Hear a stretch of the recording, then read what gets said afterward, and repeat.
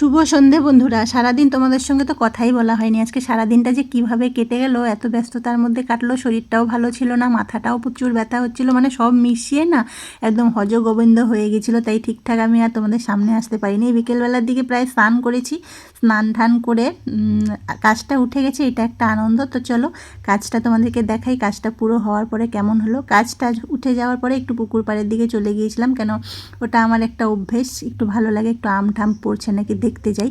তো এই ছোট বাক্সটার মধ্যেই আমার কাজটা ঢুকে গেল। এটা একটা ব্যাগ হয়েছে, তো অনেক তাড়াতাড়ি হয়ে যেত, ঠিকঠাক বসা হয়নি, তার মধ্যে কারেন্ট থাকে না, লাইন চলে যায়, এরকম করেই হয় না। তো কাজটা কেমন লাগছে তোমরা জানিও। আমার তো খুবই ভালো লাগছে, আমার বন্ধুদের কেমন লাগছে একটু কমেন্টসে জানিও। কাজ দিতে যাইনি, কালকে দিতে যাব।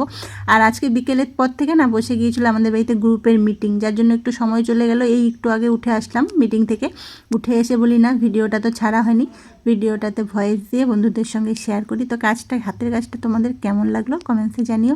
আর কাজ হয়ে গেলেও না কাজে অনেক ঝামেলা থাকে, কাজের এই সুতোগুলো কাটতে হয়, তারপরে খুলতে হয়। আর যেহেতু আমি নিজেই সেলাই করি, খুলি, আমার তো আরও বেশি ঝামেলা থাকে। সত্যি বলছি, এই কাজটা আমার খুব ভালো লেগেছে, কাজটা করতেও ভালো লাগেছে, আর কাজটা দেখতেও কি সুন্দর লাগছে।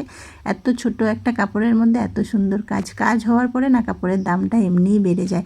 নাহলে সামান্য একটা ব্লু কালারের কাপড়, তার উপরে যখন সাদা রেশমের কাজ হলো, দেখতে কি সুন্দর লাগছে। তো আমি সুন্দর সুন্দর বলে যাচ্ছি, তোমরাও জানিও কাজটা কেমন হয়েছে। আর আজকে আবার ঠাকুরের পায়ে ফুল দিয়ে দিয়েছি, জবা ফুল লাল রঙের হয়েছিল, তুলে নিয়েছিলাম। কালকে না ঠাকুরকে একটাও ফুল দিতে পারিনি, কালকে ফুল ফোটেইনি। তো এই তো ঠাকুরকে ফুল দিয়ে ঠাকুরের কাছে চলে এসেছি, ঠাকুরকেও একটু দেখাই। তো সবাইকে শুভ রাত্রি বলবো। আর দুপুরও নেই, সন্ধেও নেই, রাত্রির দিকেই যাচ্ছি আমরা। তো আমাদের গাছে না এইবারে 3টে না 4টের মতন কাঁঠাল হয়েছে। এই কাঁঠালটা না পচে গেছে, তো আমাদের মার মনে খুব দুঃখ হলো। আমাদের মা কাঁঠাল খেতে খুব ভালোবাসে, রোজ দিনই প্রায় দেখে। তো এই কতদিন হলো আর কাঁঠালটার দিকে লক্ষ্যই করেনি। আর আমি তো এমনিতেই যাইনি। আর আমি খেতে পছন্দ করি কাঁঠালের বিচি, এই বিচিটা আমার খেতে খুবই ভালো লাগে। অনেকেই হয়তো খাও ভাজা করে, তরকারিতে দিলেও ভালো লাগে, বেশ ডাঁটার চচ্চড়িতে দিতেও ভালো লাগে। তো মাকে বললাম, তোমার কাঁঠাল যখন নষ্ট হয়ে গেছে মনে কষ্ট পেও না, ওই বিচিগুলো সব বের করে দাও, ভালো করে ধুয়ে রোদে শুকিয়ে রাখি, আমি খাবো।